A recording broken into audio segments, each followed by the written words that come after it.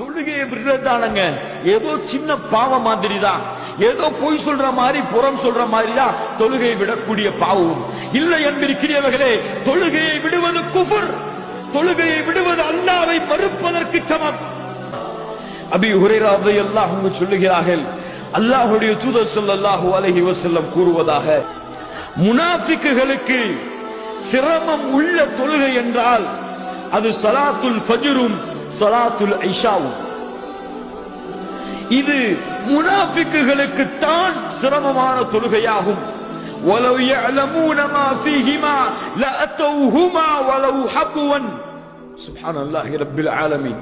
இதனுடைய நன்மைகள் உங்களுக்கு தெரிந்தால், ஃபஜ்ருக்கும் ஐஷாவிற்கும் ஜமாஅத்துடன் தொழுவதுடைய நன்மையை நீங்கள் அறிந்தால், நீங்கள் தவண்டாவது தொழுகையை நிறைவேற்ற வருவீர்கள்.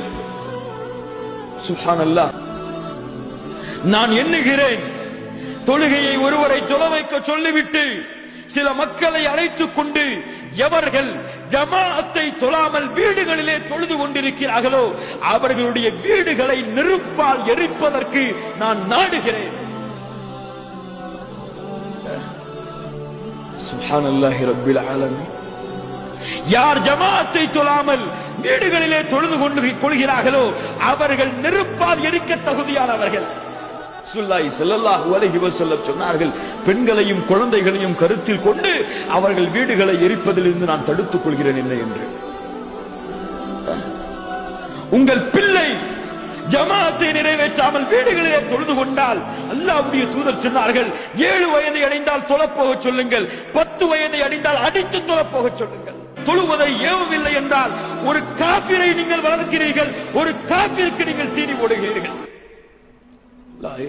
மார்க்க சட்டம் அப்படித்தான், ஷரீஅத்துடைய தீன் அப்படித்தான். நமக்கு புரியவில்லை. அது நமக்கு என்னங்க தொழுகையை விடாட்டா குஃபுருங்கிறீங்க? ரசூலுல்லாஹ் சொல்லி இருக்கிறார்கள் குஃபுர் என்று. தொழுகாதவனை ரசூலுல்லாஹ் முஸ்லிம் ஜமாஅத்திலே சேர்க்கவில்லை. சுப்ஹானல்லாஹி ரப்பில் ஆலமீன். ஆனால் தகுந்த காரணம் இருக்கிறது. அவனுக்கு முடியவில்லை, இயலவில்லை, அல்லது அவனுக்கு புத்தி சரியில்லை, அவனால் முடியவில்லை, அசந்து தூங்கிவிட்டான். அந்த சமயங்களிலே இஸ்லாமிய மார்க்கம் அவனுக்கு அனுமதி கொடுக்கிறது. முடிந்தும் தொழுகை கடமை என்று தெரிந்தும் தொழுகையை நிறைவேற்றாமல் இருக்கக்கூடியவர்களுக்கு தான் இந்த சட்டம். அதையும் புரிந்து கொள்ள வேண்டும். சுப்ஹானல்லாஹி ரப்பில் ஆலமீன்.